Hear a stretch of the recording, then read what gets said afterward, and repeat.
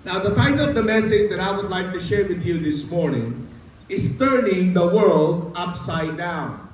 Turning the World Upside Down. Now, have you watched the news lately? Nakapanood ka na ba ng balita o nakapag-internet ka na ba ng balita? You would probably walk away with a sense that the world has not the way it is supposed to be. Napakaraming mainit ang ulo sa panahon ngayon. Napakaraming kaguluhan, hindi lang po sa ating bansa, kundi maging sa ibang rehiyon o sa ibang bansa. Now, the truth is that the world is not really the way it has been supposed to be. The truth is, it's not. The world desperately needs to be turned upside down. But of course, for us Christians, from the Christian's perspective, turning the world upside down means turning the world right side up. Now, the early Christians were accused of a serious charge of turning the world upside down. Ang sabi doon sa ating pong binasa, sila ay kumuha ng mga bad men, sabi nga ng Bible, evil men, to go to the house of Jason upang ilabas ang mga apostol, ang mga Christians during their time. Kanilang drinag si Jason palabas at ang kanilang sinabi, these men had turned the world upside down. Now, if you know anything about the Roman world of the first century, you know that like today, the world needed to be turned upside down. There are things that must be changed in our world today. Now, the Jewish leaders in Thessalonica meant their charge as an insult. Alam niyo, yung word na ginamit po ng mga religious leaders dito na turning the world upside down is an insult to Christianity, is an insult to the Christian. Pero itong sila Apostol Pablo at ibang mga apostol, they saw it as a compliment. Bakit nila tinignan na ito ay compliment? Okay? Because they were simply telling to the people, yes, we are turning the world upside down and there is a powerful king named Jesus. Now the question is, how did the early church get to this point? Paano ito ay narating nila na kung saan ang lahat ng tao during the Roman Empire had heard of who Jesus is? Paano nagkaroon ng matinding kaguluhan just because of the name Christus or Christ? And most importantly, for Christians today, can we get to this point? Magagawa ba nating ipahayag? Maging sikat si Kristo sa ating pong mga buhay, maging sa ating pong kapanahunan. What can we do to turn the world upside down when it desperately needs it? Now, we may be tempted to rely on political action, force, or some other worldly means para magkaroon ng tinatawag na cultural shift ng landscape. But how did the early Christians successfully turn the world upside down? How they had won so many souls for the kingdom of God? Paano kaya ang mga early Christians had made a powerful impact in a powerful empire during their time? Now, the early church, in the words of Jesus, gives us the blueprint we need for turning the world upside down. Here's how we can do it. Number one, study the Word diligently. Study the Word diligently. Now, comforting the 12 disciples before His departure, Jesus foresaw the difficulty na kanilang kakaharapin. Alam ni Jesus na hindi magiging madali para sa kanila ang maging apostol, ang mga maging disipulo. Hindi magiging madali to preach the gospel. That's why Jesus talked to them in John chapter 16, verse 2, verse 3, and verse 13, that He will be bringing the Holy Spirit. They will be empowered, they will be equipped, they will be bold in preaching the Word of God. They will receive power. Now, as the apostles of the early church went throughout the world, proclaiming the gospel and defending the cause of Christ, to councils, synagogues, and governors, sila po ay pinamunahan ng banal na spirito sa lahat ng katotohanan na kanilang dapat iproklama. They did not need to reach for the words to say. It was the Holy Spirit who enabled them to preach the Word of God. Ang pangako ng Panginoong Hesukristo sa mga disipulo is that the Holy Spirit will equip them and will give them strength and power. Now, unlike the apostles, tayo po ay, kung sila rather ay nangangailangan na pag-aralan ang salita ng Diyos, pakisabi nga sa katabi mo, edi lalo na tayo. You know, the apostles, they devoted themselves in reading the Word, in understanding the law, the prophecies, the words of the prophets, and everything. Why? Because they would be proclaiming who Jesus is. Kung sila ay nag-aral ng salita ng Diyos, higit lalo dapat tayo.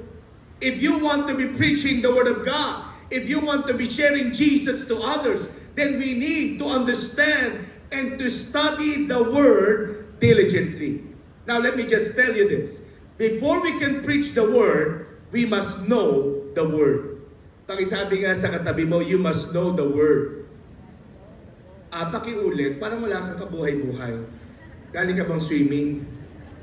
Pakisabi sa katabi ulit, you must know the Word. Okay?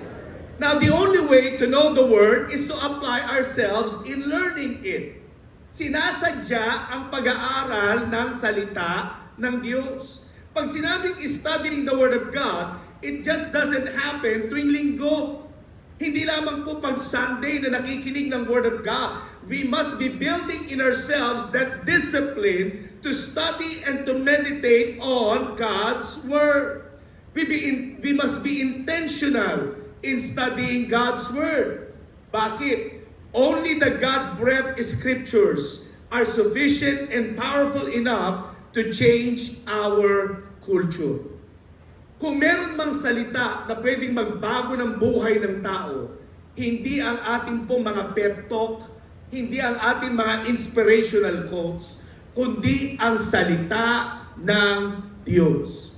No amount of plausible arguments, sound syllogism, or rhetorical talking points can accomplish what the Word of God can.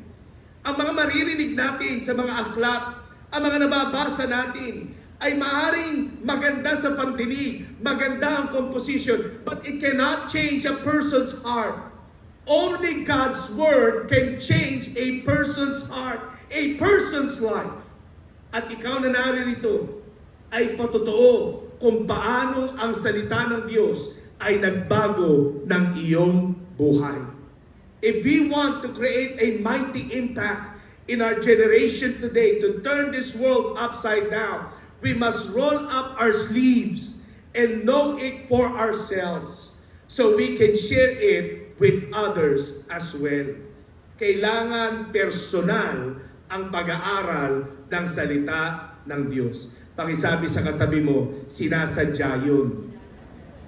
Alam niyo ang kagandahan sa panahon po natin ngayon. Ang dami ng devotionals. Nung panahon namin noon, wala. No? Tsaka walang pambiling daily bread eh. Ngayon, ang dami na. Pati sa cellphone, meron ng mga apps na how to read the Bible every day.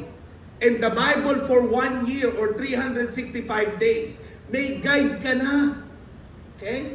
In our modern culture right now, in the technology that we're having right now, wala nang excuse. Pakisabi sa katabi, wala nang excuse. Para hindi tayo mag-aral ng salita ng Diyos. Ang ilan sa atin, hindi tayo mahusay sa reading. Alam nyo, nung nag-take kami ng training nung nakaraan, yung Scripture in Use, we found out na ang mga learners ay hearers. Mostly ay hearers, hindi by reading. Ngayon, kung ikaw ang learning mo is through hearing, meron ng mga Bible app na audio. Audio. Yung binabasa sa iyo yung Bible mo. So, kahit gaano ka katamad, may paraan. Amen. Okay? Study the Word. Learn the Word of God. Para kapag nag-share ka, hindi yung alam mo, sabi ng pastor namin, sino ba yun? Hindi ko rin alam eh. You know what to share. And you know how to share God's Word. Pangalawa, love radically. In addition to studying diligently, we must love radically if we want to turn the world upside down.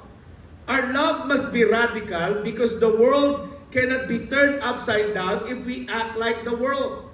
Kung ang pamamaraan natin ng pagmamahal ay katulad din ng mundong ito, then we are not going to create a mighty impact in the lives of other people. The love of Christ gets people attention, softens their hearts, and shows God's intent for His creation, setting the world aright.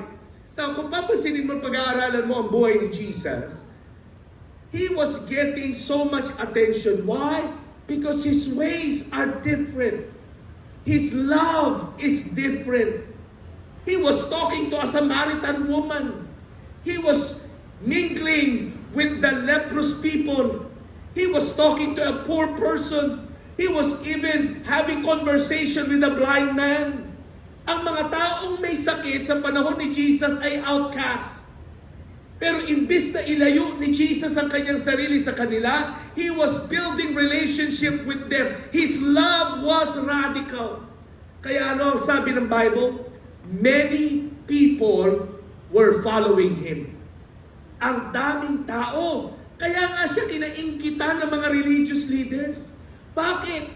Napakabago lang ng kanyang ministry, but people were following Him.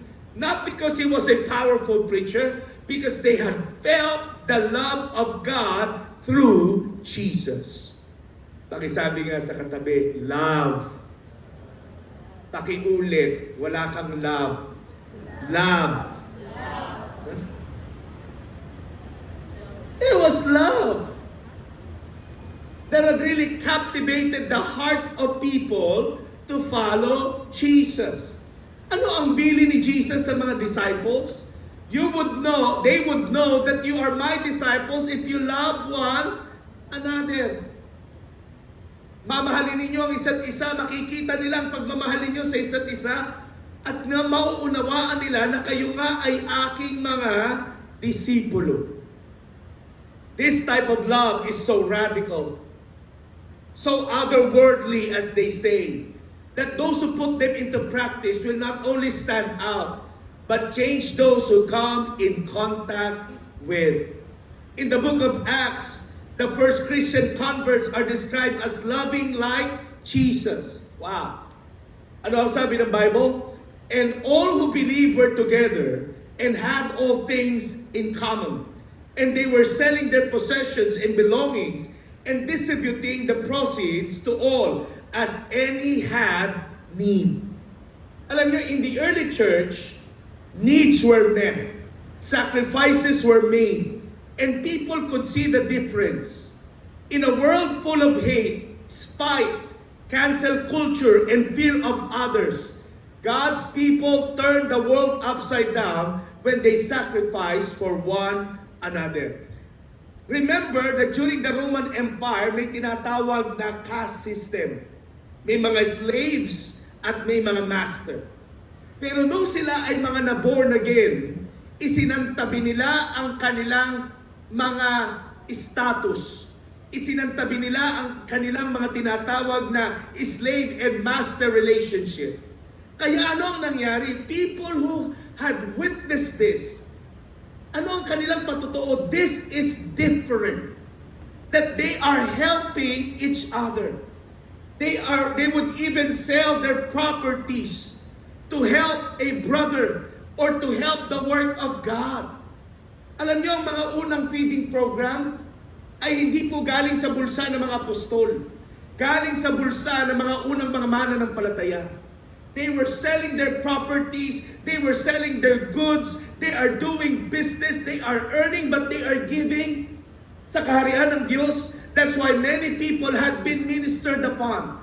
The orphans, the widows, and even the sick people. Sila ang kauna-unahang nag-conduct ng feeding program at ng compassion ministry in the history of the church.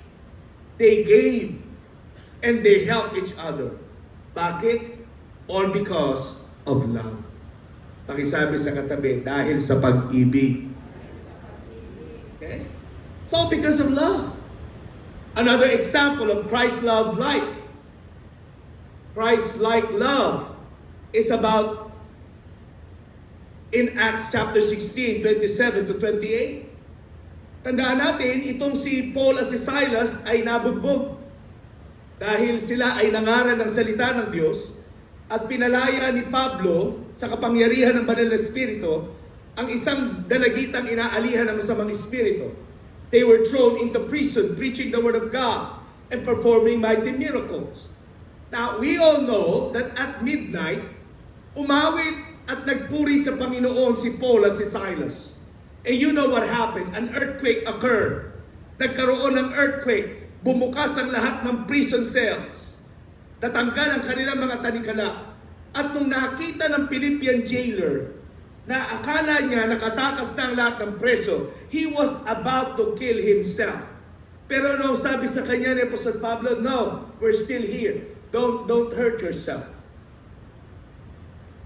Now, in all forms, the Philippian jailer was a bad guy.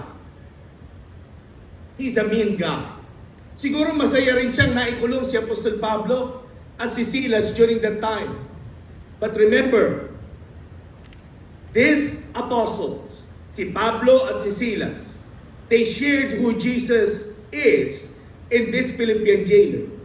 At hindi lang yung Philippian jailer ang naligtas, kung hindi ang kanyang buong tahanan din. Now, siguro kung tayo yun, bahala ka sa buhay mo, disaksakin mo sarili mo. Nakalabas na kami.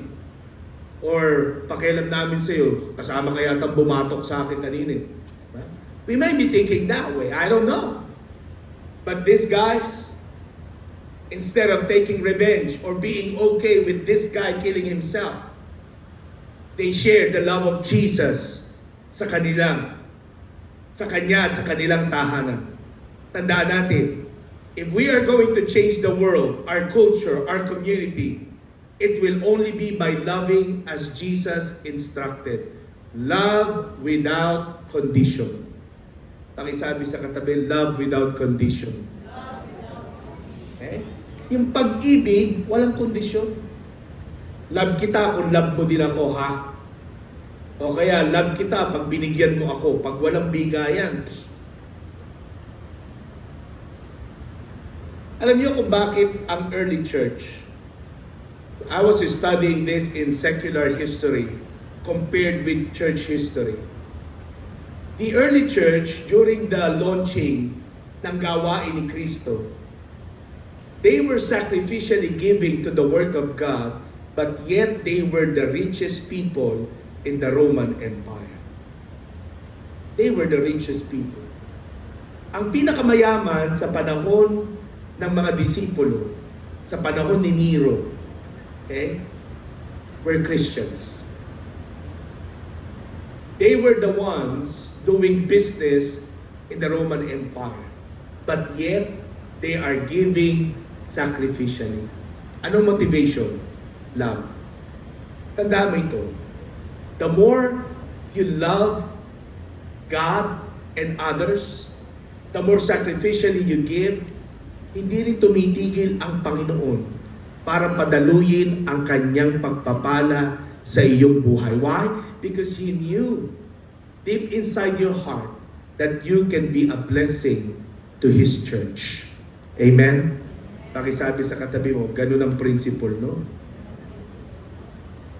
It was a powerful testimony that even though they are giving sacrificially, they were the richest people during the Roman Empire. Thirdly, I need to move on. Speak with boldness. If we want to turn this world upside down, we must be bold in speaking the Word of God. This is where the rubber meets the road. All the study and love in the world accomplishes little if Jesus is not boldly proclaimed. Okay? The early church did not stay to themselves. Hindi po ang word of God ay sa kanila lang. They did not live religion out of the public square or parks. And they did not turn red with embarrassment at the prospect of telling somebody else about Jesus. Ano ang kanilang ginawa? They were bold. They were courageous in sharing Jesus to others. Matapang sila na nagpahayag ng salita ng Diyos. Ano ang sabi ni Jesus sa mga disciples in Luke chapter 12, 4-5? I tell you, my friends, do not fear those who kill the body and after that have nothing more that they can do.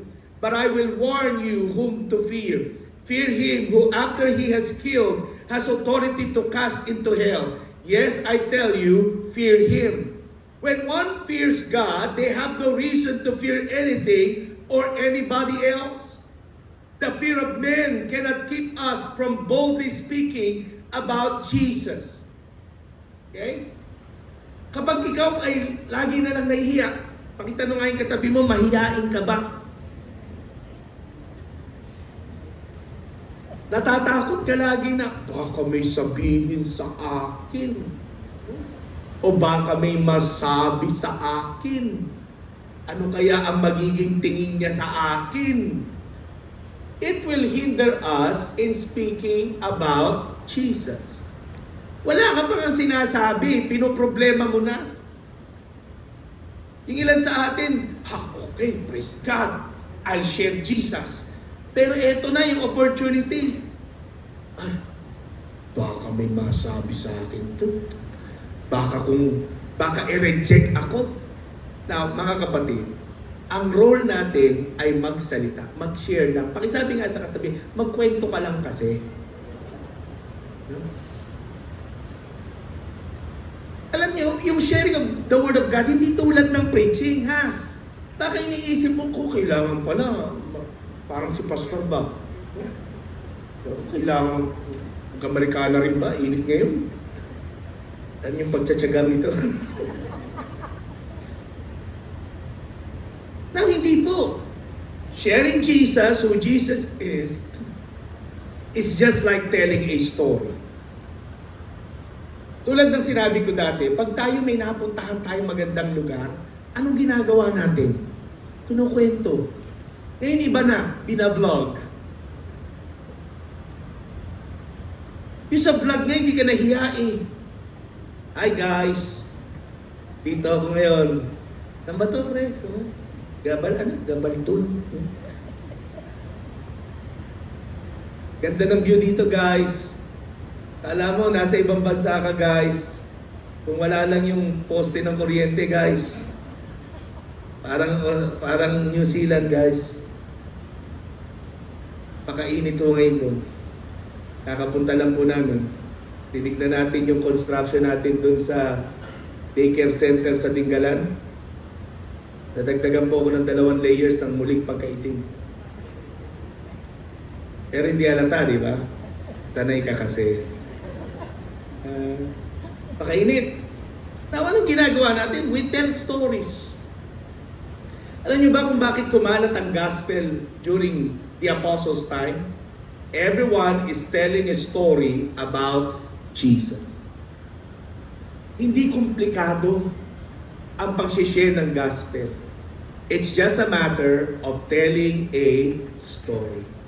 Pakisabi sa katabi, kwento lang. Kwento lang, pero lakasan mo ang loob mo. Amen. Pakisabi ulit sa katabi mo, lakasan mo loob mo. Now, I want you to notice the book of Acts, kung gaano sila katapang, ha? Kahit sila ay patayin, they would rather speak of the Word of God than to keep their mouth shut. That's powerful. Sinusunog ang mga Christian nun, ha? Sa atin, hindi naman tayo susunugin ngayon. Saan damakmak ang hiya mo? Ngayon, pwede tayong pagtawanan, o kaya, baliw-baliw. Ganun lang ang the worst na pwede nating tanggapin. Ang mga mananampalataya nung sinusunog, nilalagari sa kalahati. Dalawang kamay, papahatak sa karwahe hanggang mapunit ka. That's how Christians are being treated in preaching and sharing the Word of God. Wala tayo dun. Wala rin tayo sa bansa na pag may Bible ka, kulong ka. Sa Vietnam yun. Kaya sa Vietnam, pagka magpipreach kami doon, walang dalahan ng Bible. Kabisado mo dapat. Walang pakitaan ng ID na pastor ka. Hindi pwede. Pero kahit na ganun, pupunta kami. Okay? Ang Vietnam, resto bar ang labas. Ang loob, church. You know, tugtog Tom Jones, no? Don't unusual to be loved by anyone. Tapos sa loob, no? Shout to the Lord. Front lang yung resto bar. Ganun kahigpit dun. Sa atin, napakaluwag.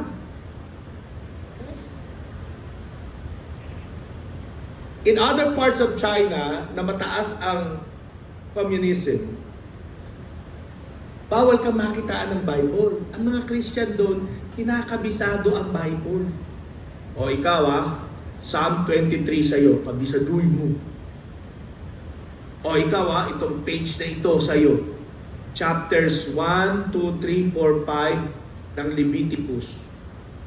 Para pag sinabi ng pastor na let's hear the word of God from Leviticus chapter 1, tatayo ka. Ikaw yung magre-recite. Gawin kaya natin dito yun. Malamang pastor, kahit pamilya mo, wala na sa church. Now we have not yet experienced that. So why are we going to be fearful in sharing the Word of God? Pakisabi ulit sa katabi mo, lakasan mo ang loob mo. We are supposed to pick up. Laging din nagtatanong, bakit yung power ng Holy Spirit at yung pagkilos ng Banal na Espiritu sa mga apostles hanggang Acts 28 lang? Bakit wala ng 29? Now, yung 29, ikaw at ako yun. Yung chapter 29, ikaw at ako yun. That we must be unafraid to speak about Jesus no matter the consequence may be. The early church suffered death, persecution, seizure of property, and more just to spread the message of Jesus Christ. Remember this. The culture is not going to grow more accepting of Christianity while we remain silent. It should be harder for us to not speak about Jesus than it is to speak about Jesus. Sa isang totoong mananampalataya, mas mahirap para sa atin dapat ang hindi magsalita kesa ang magsalita patungkol kay Kristo. Ang mabuting balita ito, bibigyan ka ng kapangyarihan at ng tapang ng Panginoon upang ihayag ang kanyang mga salita. Alam niyo, hindi niyo kailangan maging technical. Kapag may sesirang ka, may kaibigan kang alam mo may problema, ang dali lang. Alam mo, sabi ng Bible, kahit hindi mo kabisado, dahil mukha namang hindi mo talaga kabisado, no? Sabi ng Bible, alam mo, unahin mo ang Panginoon, isik mo ang kanyang karunungan, bibigyan kanya ng tamang gabay. By simply just sharing a passage, you're creating a bridge in the life of that person. Huwag kang mahiya. Huwag kang matakot. Alam niyo, sa panahon natin ngayon, lahat na ng tao, vlogger. Pansin mo ba? Pag may sumemplang ngayon, ang unang ginagawa, i-video bago tulungan. Hindi sila nahihiya sa mga content na ginagawa nila. How much more, you and I, who knows the Word of God, we should never be ashamed. Fourthly, pray fervently. The early church did more than to know the Word of God, love like Jesus, and speak boldly. The early church was a praying church.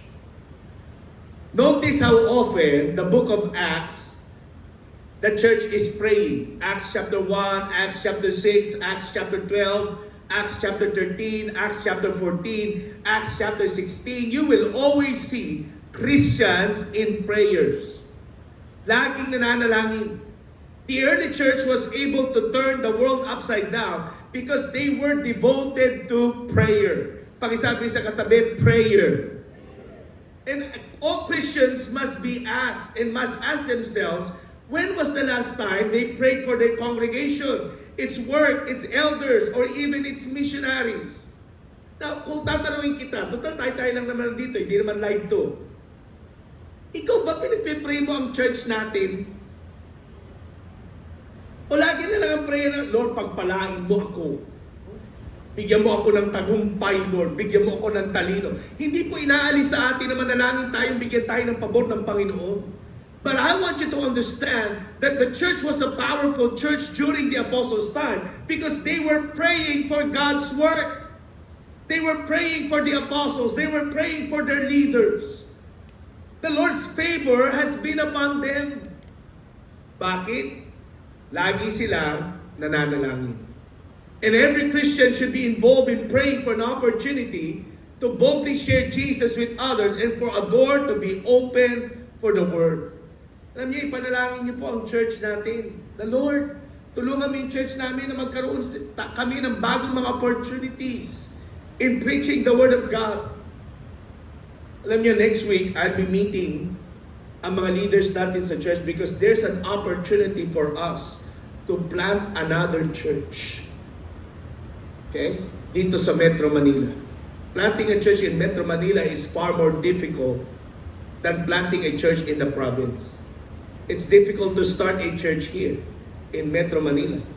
But the Lord has led us and had given us an opportunity to do so. Okay? So you pray. Pakisabi nga sa katabi, ipag-pray natin yun. Alam niyo, kapag ako po ay nagsasabi sa inyo ng mga gawain natin, hindi po ito for account, hindi po ito for announcement purposes only. Dapat po kasangkot tayo sa panalangin. Sa amin po, pag nagdi-devotion kami pamilya o may prayer time kami, isinasama po namin sa panalangin ang mga gawain. Pakisabi nga sa katabi mo, ikaw din. Pag nakikita niyo po yung mga announcement natin, hindi, ganda, pangit ng graphics, labo.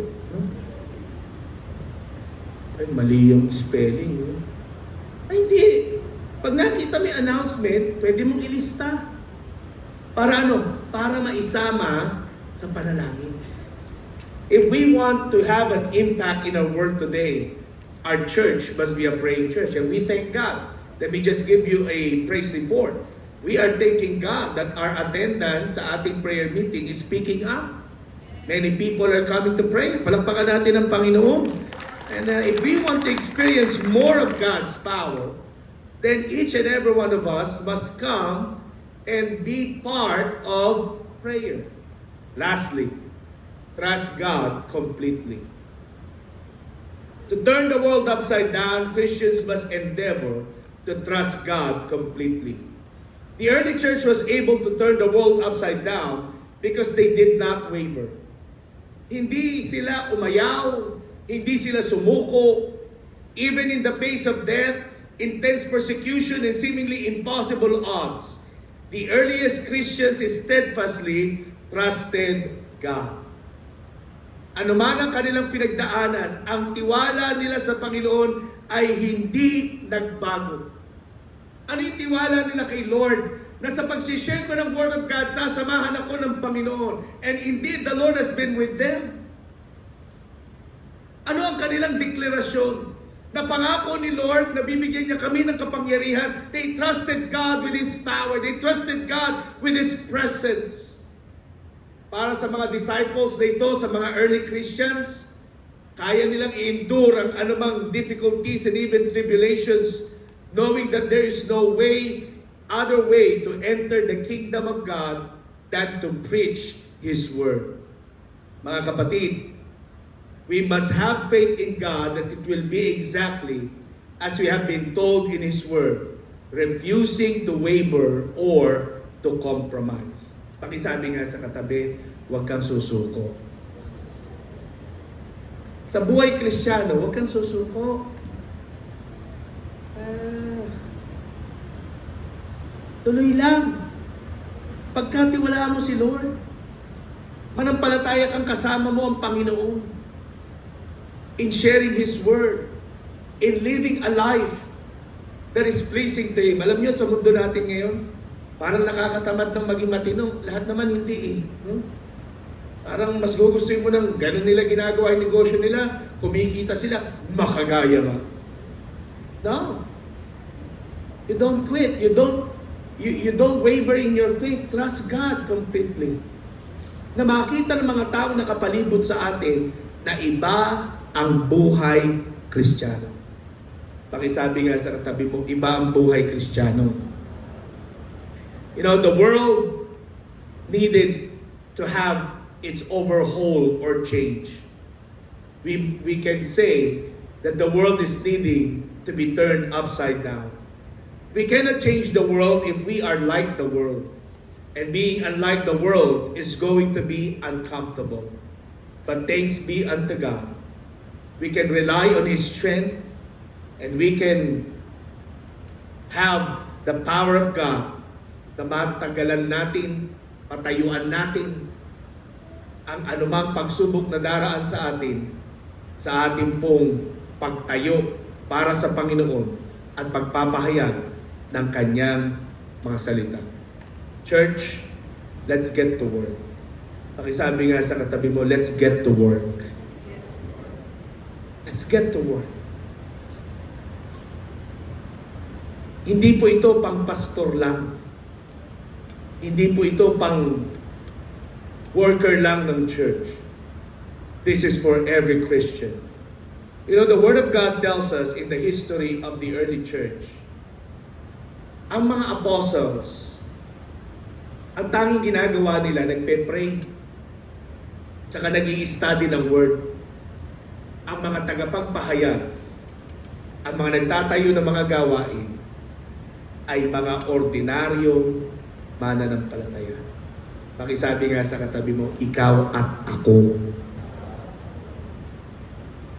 Tayo. We have a part to do.